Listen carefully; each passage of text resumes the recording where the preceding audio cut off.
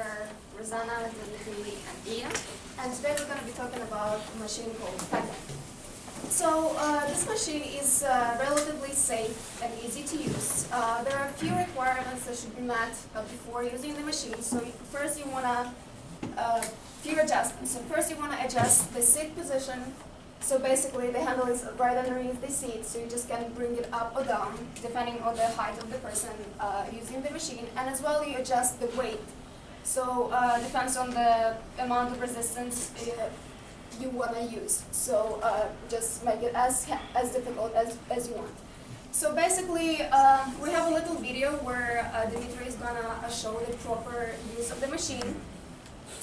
So the positioning of the body is the way that you sit at 90-degree flexion in a hip. As well, your arms are horizontally abducted to full range of motion of 90 degrees. And your upper arm is parallel to the floor, and the forearm is pressed against the arm pads. And make sure that feet are touching the floor for stabilization.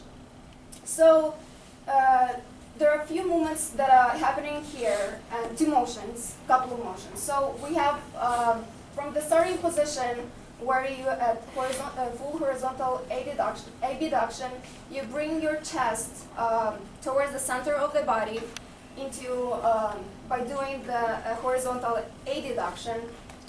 So basically, to use this machine properly, the movement should be slow and controlled.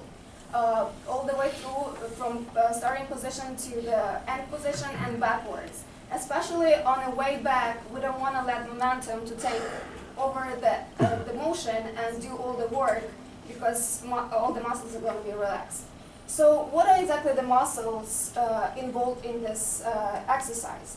So the motions that are performed are horizontal abduction, which goes along with the protraction of scapular and clavicle, and on the way back, horizontal abduction, which is combined with retraction of scapular and clavicle. So the muscles that are involved, there are a list of primary and secondary muscles. I'm just going to go with the agonist, antagonist, and all of that. So in horizontal abduction, the primary muscle and agonist is pectoralis major. And antagonist is posterior deltoid. The helpers or synergists are anterior and middle deltoid as well as coracobrachialis. And the shoulder is stabilized by the rotator cuff group. So in the protraction of scapular and clavicle, the agonist and antagonist muscles, the agonist is serratus anterior and antagonist is middle trapezius and rhomboids muscles, while the synergist is pectoralis minor. So on the way back in the horizontal abduction, the agonist, it's basically just reverse action. So agonist is posterior deltoid, and antagonist is pectoralis major. The synergists or the helpers are infraspinatus and teres minor. And in retraction as well, the agonist, rhomboid, and antagonist, serratus anterior and pectoralis minor, and synergist is middle trapezius. So, next slide. So basically moving on to the force couples that are involved in shoulder movement, there are a few. So with the abduction, there is a force couple where deltoid, basically, the force couple of deltoid, supraspinatus, and rotator cuff group. So deltoid is pushing up, while supraspinatus is pushing to the medial side, and subscapular is kind of medially, inferiorly. And in protraction and retraction, the upward rotation and downward rotation happening as well. So basically what happens in upward rotation, the upper trapezius pulling up, the lower trapezius pulling down, and serratus anterior pulling to the side. They all work in different directions but produce one motion. And on the way back, downward rotation where levator scapula is pulling up, rhomboids to the medial side, and pectoralis minor to the lateral side. And now Rosanna is going to demonstrate how you don't want to do this exercise.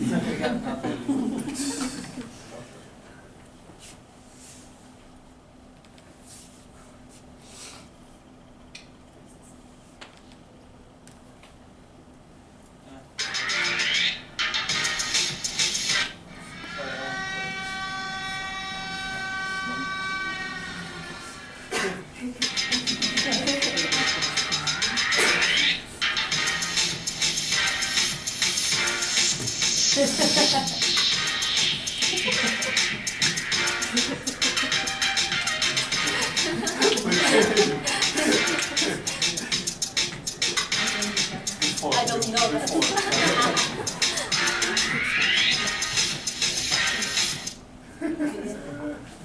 In correct position on the peg deck, as I explained before, the arm should be bent in the 90 degrees, but here is bent in less than 90 degrees.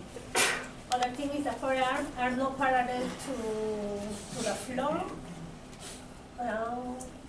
This makes that the pec major doesn't work, and it is replaced by the deltoids and the biceps. The other problem is the seat is too slow, so the forearm can reach and place on the pads. Other problem is the motion of the arm should be slow, but here is very fast. Can cause stress in the neck and the muscle of the back, stress of the shoulder joints. Type of muscle contraction. This exercise has two positions. One is the start position is with the horizontal abductor.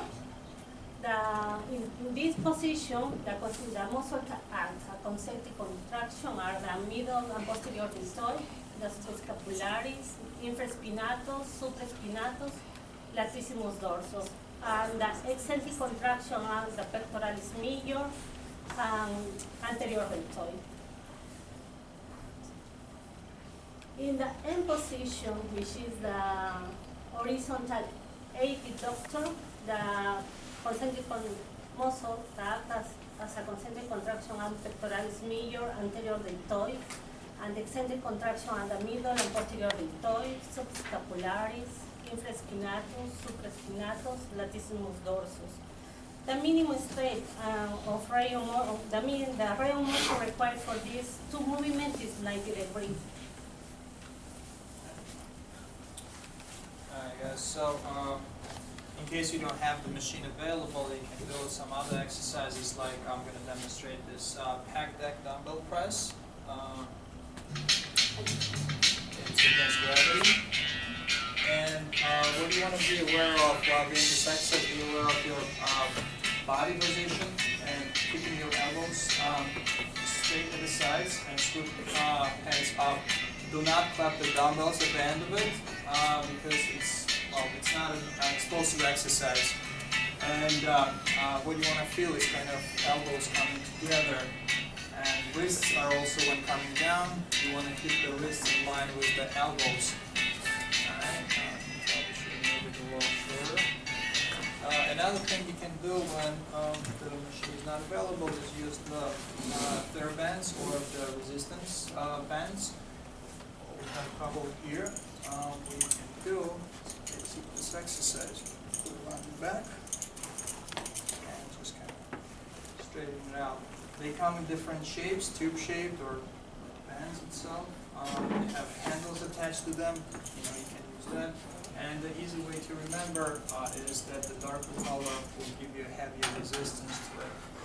Also, we have some exercises that we can show you guys later. But the muscles, if you would have a problem with your pec muscle, the anterior deltoid, bicep bronchi, and corticobronchialis are the muscles that would kind of pick up the motions and be at work. Those are the compensatory. There are some contraindications as well involved. The compromised cardiovascular system, skeletal system, dislocations and tears. So rotator cuff injury and pec major tendon tear are the ones that we kind of focused on, and we're going to demonstrate you guys some of the exercises that you can do. So we're gonna start with something very basic and easy, which you should start with after the injury or the surgery. So basically, just passive range of motion.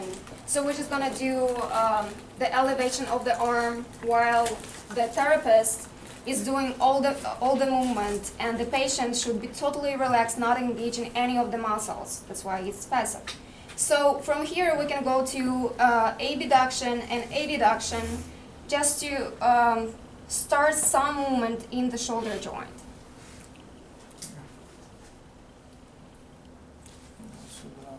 And as well, we can do the internal rotation where he would stabilize the arm on his leg and would just externally rotate and internally rotate. So another thing is the tandem exercises. The other exercise is the pelvic. We tell the patient should be place their non-involved arm on the table, bend the body with the back parallel to the floor, and start moving the body slowly. Relax the muscle and the joints, and start to make small circles. So moving on from the easiest one, we just want to demonstrate the alphabet type of exercise. So basically, patient is in a supine position, fully stabilizing his arm by himself. So basically, what we want him to do is just to make little circles up in the air, and as well to make it more interesting, he can draw the alphabet, so the letters,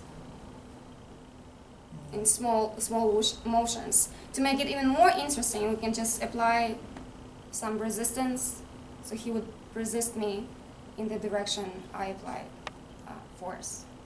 And he can even close his eyes so he doesn't know where the force is coming from, so it's more challenging. Those are all the slight movements that are happening in the shoulder joints. And as well, moving on, to engage it even more, we can do some isometric exercises. Yeah, you can do that with the TheraBand. You can essentially tie it up behind something, wall, and yeah, like this, and just straighten your head out and just hold it in there. So all the contraction is happening in the pec muscles. Yeah. So you don't want any shortening or lengthening, just the isometric contraction. Yeah. And you can add on some Difference there, bells if you want, or just lay in a supine position and bring your arms up, so against the gravity, so just working the gravity. And coming to the end of our presentation, we just want to share something we came across while we were researching. So basically the condition is called Poland syndrome. It's very rare and interesting to our point of view. So basically some of the characteristics are that basically you're missing, it's congenital disease, so you're just born with it, and you are missing the pectoral muscles. And it can be even as severe that you would, some rib portion would be absent. It can even be pronounced in the arm, where in the hand you would have shortened fingers because of the phalanges bone are absent. And the fingers might be even webbed, so there is a little connection in between the fingers. So why are we mentioning this? So basically, we want to send a message that even though looking into this condition, which seems intimidating and impairing, with the right attitude, approach, and support system, you can overcome it and become, so we have a couple of pictures where people are in great physical condition, and some bodybuilders or boxers, when they can still full life to the fullest and with such impairing condition.